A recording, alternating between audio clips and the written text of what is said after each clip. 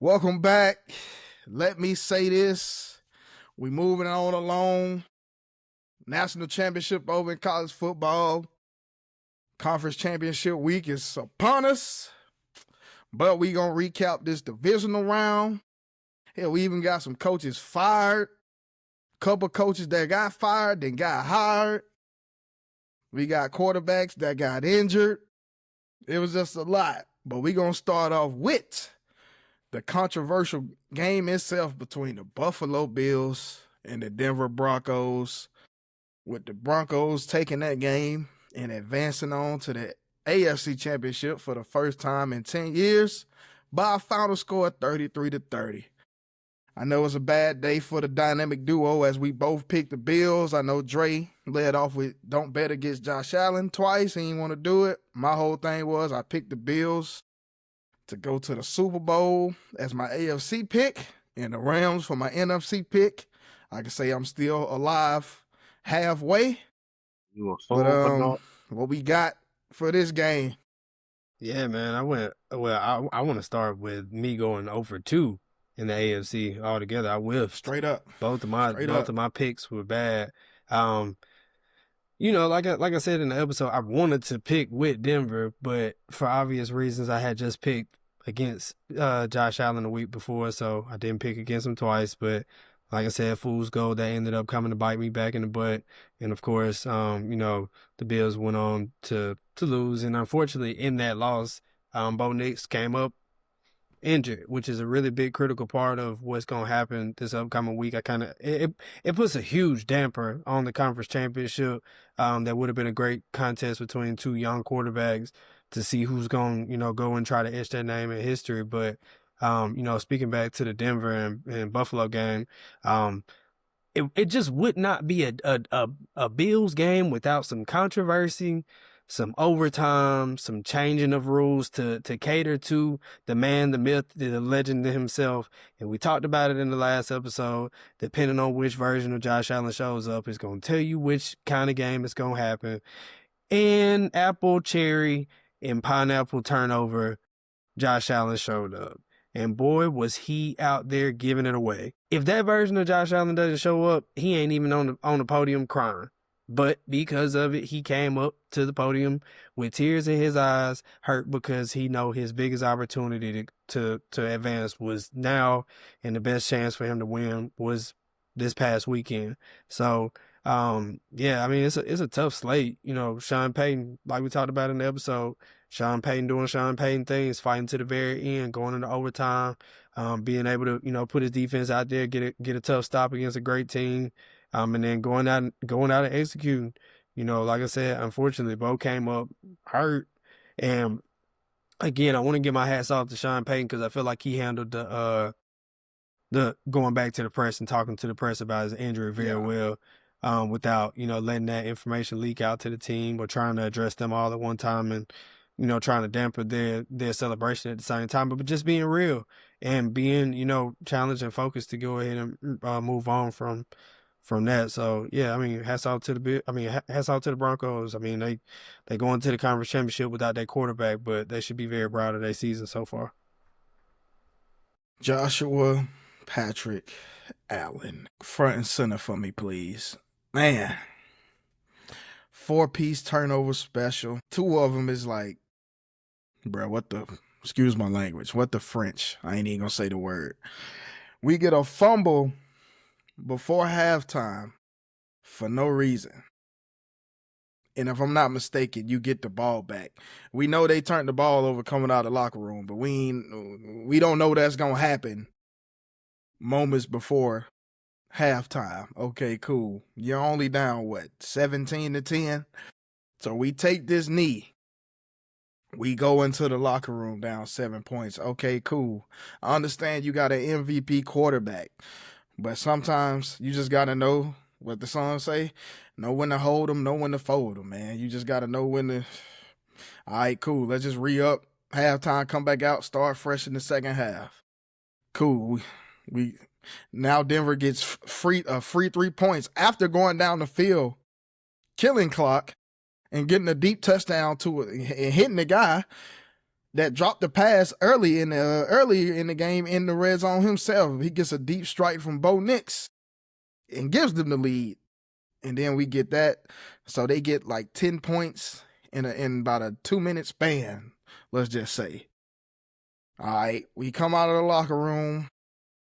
I can't necessarily blame that on Josh Allen because he got blindsided. I feel like Deion Dawkins kind of lost his rep on that particular play. And like I said, Josh Allen got hit from the blind side. The ball pops out. We've seen that happen many a times. But it's a turnover nonetheless. And if I'm not mistaken, they did get points off that. So they got 6 points off turnovers in regulation that some may feel that they shouldn't have. I'm talking about the Broncos. Granted, Buffalo fought back and was able to take a fourth quarter lead. Okay, Denver goes down and do their thing. And what do they get? If I'm not mistaken, they score a touchdown to make it late in the game to make it 30-27. Now it's time for Josh Allen to put that cape on, obviously, and turn to Superman.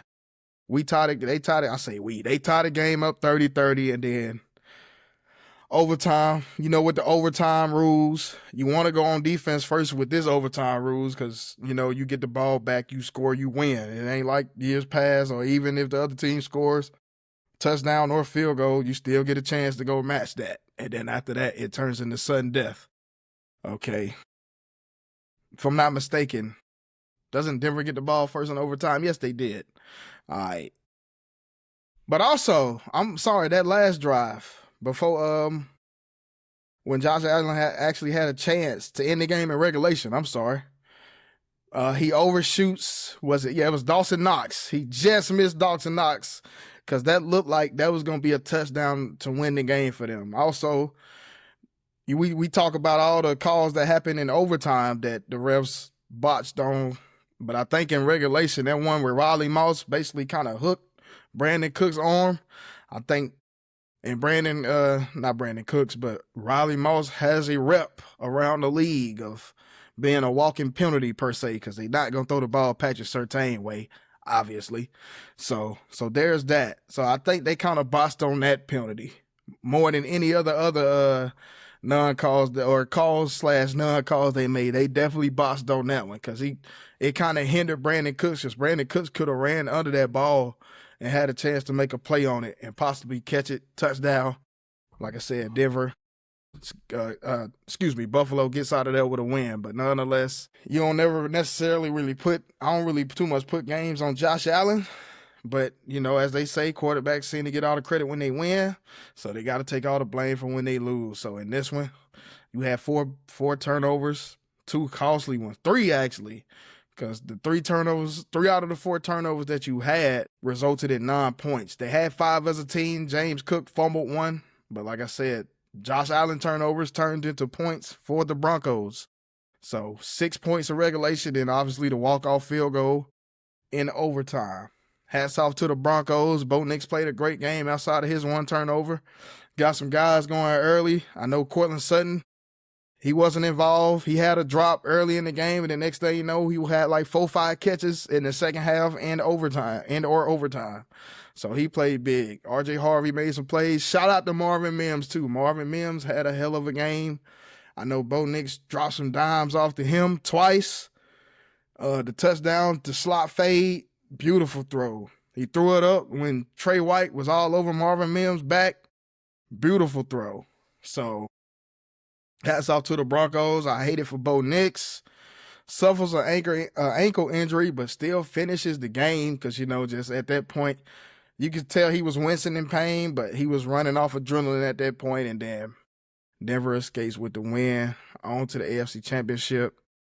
Bills with the Sean McDermott firing. Do I agree? No. Do I disagree? No. Do I understand it? Yes. Defense is his calling card, and in the playoffs, his defense gives up more than 30 points.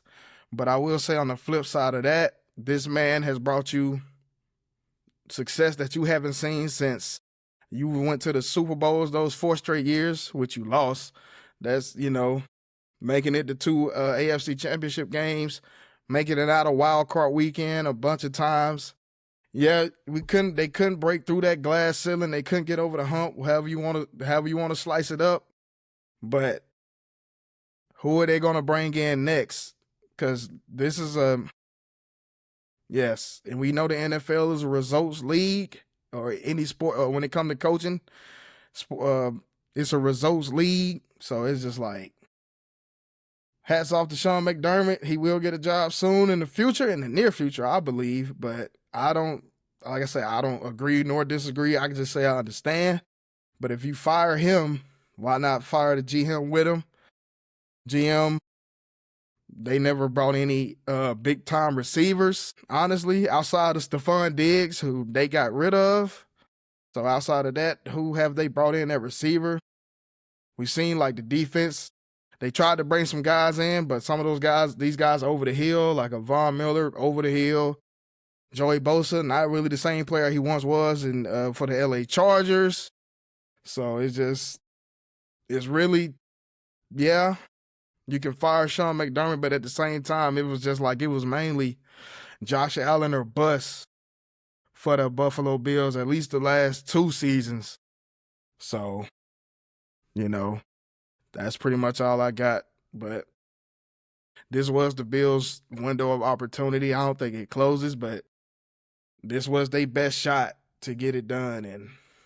And like we talked about Dre in the 2-man show last week, it's a lose-lose either way. No Lamar, no Joe, no Pat. You got to get it done, no excuse. Win the Super Bowl, well, you had an easy road to travel. Yeah, so and if they would have won, I would have drew a Big Ben comparison, but they lost, so I can't even bring that analogy out. But that's pretty much all I got for the Buffalo Bills. But hats off to them as well, because some feel like they kind of overachieved in some ways, because it's like they really not even supposed to be in some of the positions they are in. That's kind of why Josh Allen was an MVP last season. So there's that. What you got for us, fan? Firstly, the Bills and Broncos, like you all said, this was the perfect year for Josh Allen to win the AFC and win the Super Bowl. You have no Mahomes, you have no Lamar Jackson, you have no Joe Burrow. So now that you pretty much missed that perfect opportunity, uh, now you gotta wonder the upcoming season, will you have that same opportunity? In my opinion, no. So I think that Kansas City, even though they had a off year, they're gonna come back and reload so they can get back on track. As far as the game, Josh Allen had some turnovers, which pretty much, in my opinion, kept Denver in the game. But all in all, in regards to that, even though Josh Allen had 4 turnovers to still lose by 3 points and to go into overtime, that says a lot about the Bills team. As far as the Broncos, they pretty much just executed on the turnovers, and they still managed, even though the game was close, they still managed to find a way to win. Unfortunately, Bo Nix got hurt in that game, and moving forward, I want to see what's the Broncos' game plan now that Bo is out for the season. I want to know how they're going to look for them going into the AFC Championship. Yeah, man, it's going to get pretty interesting for the Denver Broncos. And to transition to the next AFC Divisional game, the Houston Texans took on the New England Patriots. And I know I coined this as Texans having one of the best defenses in the league. This could be a Super Bowl team, only if CJ Stroud just played average. He played below average. Also, a 4-turnover game, 4-piece interception special. Texans lose by a final score of 28-16. Patriots advance to the AFC Championship for the first time since the 2018 season. What are our takeaways from this game? With the Texans, their defense pretty much kept this game 12-point game. This guy done timed out on us. There we go. Welcome back. I actually watched some of that game. Like I said, Texans defensively, they were playing well, but Stroud, with those turnovers with a team like New England in New England with those weather conditions. It's like you playing against two different teams when you have the weather conditions like that and playing against New England. They just didn't help their case. And as a result, they end up losing. Drake May had 3 passing touchdowns offensively and defensively, just as a team for the Patriots. They just look good, which resulted in them winning. Now, I know me and Dre talked about it. CJ Stroud couldn't have a game like he had in the wild card game versus the Steelers because the Patriots offense will make you pay for giving them this type of field position or turning the ball over because they have a little bit better, I would say a little bit better, a lot better offense, had a top 2 offense in the league, if I'm not mistaken. So, and they did. So, CJ Stroud didn't give his team any chance, well, at all. Honestly, CJ Stroud didn't. But the defense, like you said, Fan, pretty much kept this team afloat. And but it just got to a point like CJ Stroud was just in his head out there. Like it looked like, you could just tell, like even when some of the passes he was getting off in the second half, you could tell like it still like he looked like he was like just throwing and praying, hoping nothing happened. You know what I'm saying? So it's just, hopefully he can bounce back from this particular moment because, it's been quarterback. Peyton Manning had against that very team. I think he had a game where he threw 4 interceptions versus the Patriots. So just hopefully he can bounce back from this. The team still believes in him. His head coach still believes in him because, next year it'll be his 4th year in the league, and we already, how that goes because we seen it with Bryce Young, and they picked up his 5th year. So it's, it's time to go get some money now. You know what I'm saying? This rookie contract is almost up, so you want to be able to produce and not be a reason that your team loses games. You don't want to waste a great defense like this while you still got some players on some cheap deals. So with that, but flip over to the New England side. They capitalized and executed off the opportunities that Houston gave them. So, and that's all you can ask for. Like they have a, like I said, a top 2 offense, and I want to say a top 7 defense.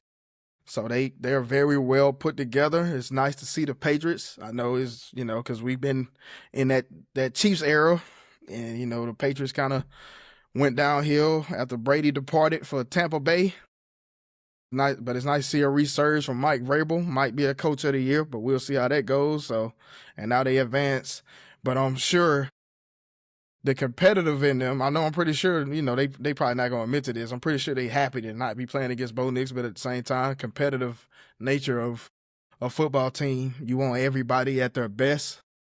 So you'll leave no room for no excuses, but they will be traveling to Denver to take on the Broncos. And then I'll let, we Drake get in here before we transition over to the NFC side. Yeah, it couldn't have been a worse of a stinker from CJ. Really, that's what it boils down to. I hate, just like with Josh Allen, in Josh Allen's case, it ended up still being a really good game.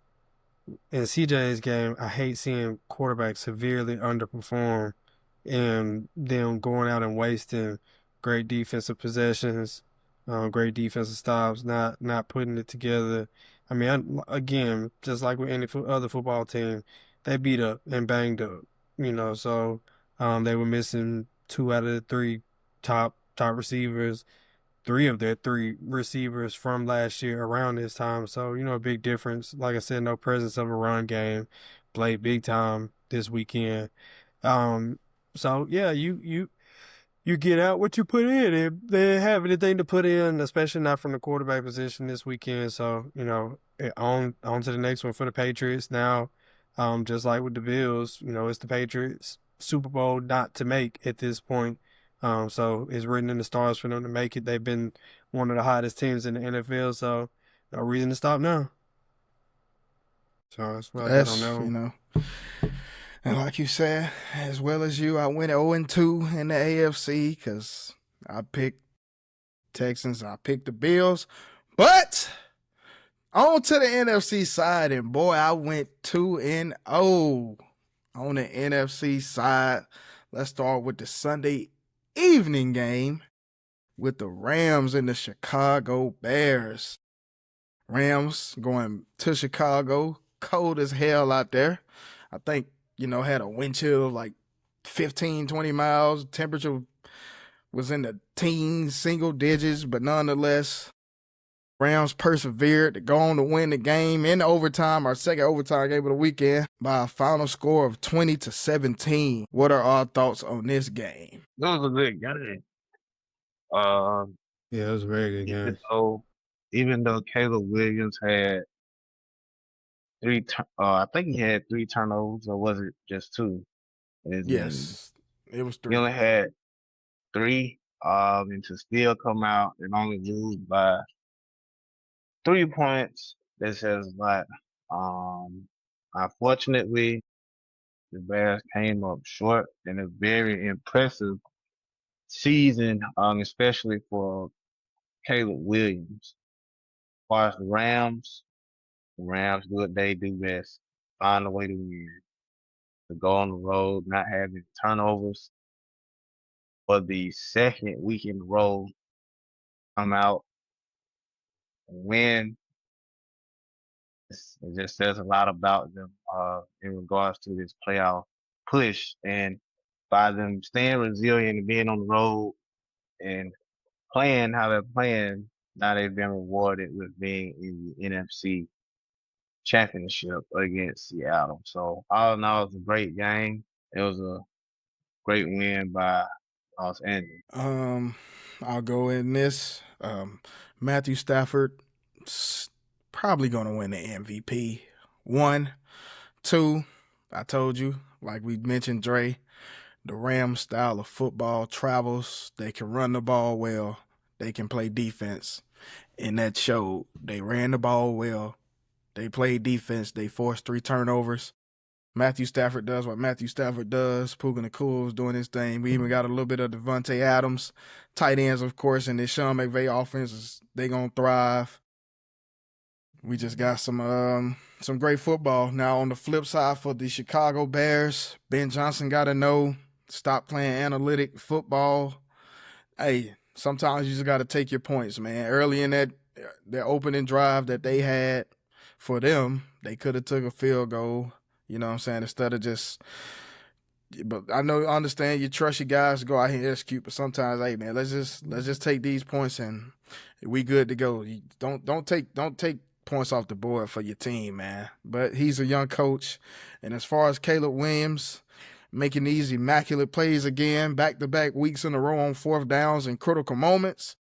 Future is bright for Caleb Williams because at first it was looking very shaky the first 2 weeks for the Bears, so hats off to them for a great season. But we'll see how they are moving forward because we all know in the NFL where you place in your division determines your schedule for the following season. So now that they will be playing a first-place schedule next season, so let's see if they can continue this success moving forward and possibly find themselves in the NFC Championship game. But that team will continue to get better because they're on the right trajectory. Got a lot of young guys. Even DJ Moore, he's not that old. He's only been in the league about 7 or 8 years, maybe 9 years. You got Ron Odunze, second year in the league. Luther Burden, first year in the league. 2 great tight ends.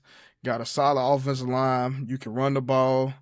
I know their defense was not that great during the regular season, but it seems in the postseason, the two playoff games they were in, especially that second half versus Green Bay, and then this game obviously holding a team that scores the number 1 offense in the league, holding them to only 20 points, and they're taking a field goal in overtime for them to get to 20 points. Hats off to Dennis Allen for turning that defense around in the postseason to make plays, but like I said, 2-0 in the NFC side of the bracket as far as this weekend goes. And now we get a NFC Division Conference Championship game. Before we transition to that game to close out this portion, let me say this. I'll let Dre get in here before we transition to recap Seattle and San Francisco. You definitely just reminded me I went 0-3 in all actuality this weekend. because I didn't make a pick on the Seahawks and Rams, and I'm glad I didn't because I probably would have been wrong there too. But a hard fought game from CW and the Bears. I really, I hung my hat on them because I really like CW. I like what he did at Oklahoma and USC. But the vets win, and just like Josh Allen on the other side of it, and I was talking to one of my cousins Sunday morning, and he made a really, really great point.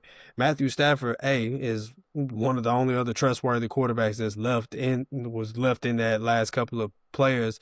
But, more importantly, his window of opportunity closing just like anybody else's. You know what I'm saying? So, again, just like with the Patriots, this is the Rams Super Bowl, in my opinion, not to make and not to be able to advance. I think the Seahawks, are going to bring a great challenge. But the Rams went out there and executed. That's what they do. Like I said, again, going back to what I said about Sirianni, same thing with Ben Johnson. Stop trying to be smarter than the guy that's smarter than you on the other side of the field.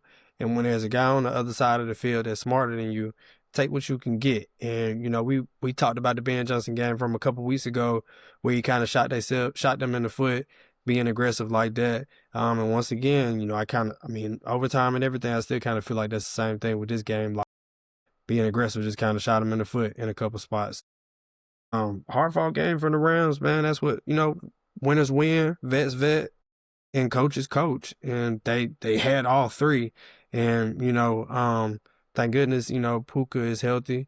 Thank goodness Devontae looks like he's getting healthier and should be, even better as the weeks go along if they can continue on to the Super Bowl. But, yeah, hard-fought win for the Rams.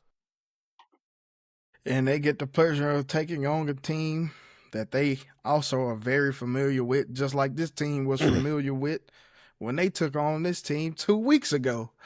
And to see how those Seahawks just skull-dragging the banged-up San Francisco 49ers by a score of 41-6. And I'll lead off with this one. Dre, what did I say last week about the 49ers? I give them credit for beating the defending champs, but at the same time, let's pump the brakes because this team, as we know with the Eagles, no offensive identity, and now they're facing a team. They're facing a team that know who they are, and I'll speak on Seattle's offense from last year to this year because it kind of ties in with you know who. But we seen what they did, and pretty much 12th man got in the game from the first official play of the game with a 95-yard kickoff return by Rashid Shaheed. And after that, yeah, you pretty much at, San Francisco. Hey, man, like I said, yeah, y'all was banged up all year. No Nick Bosa, no Fred Warner, no Ayuk. Jawan Jennings was down for a good part of the season. George Kittle tore his Achilles in the previous game in the wild card round. So it was just so much. But hats off to y'all for even making it that far. Because we seen years when they were coming off them Super Bowl runs and stuff like that, they would get injured the next year, didn't make the playoffs. Didn't make the playoffs last season. So shout out to Kyle Shanahan for what he's able to do with his teams and making sure they stay ready to play. But they was just, like we said, the Week 18 matchup, coming out of the Week 18 matchup and previewing the divisional game, they only scored 3 points at home against the Seahawks. Now, granted, Seattle only scored 13, but they got the best defense in the league. The best defense in the league, not just one of the best, the best defense in the league with Mike McDonald leading charge. Seattle, a rested team.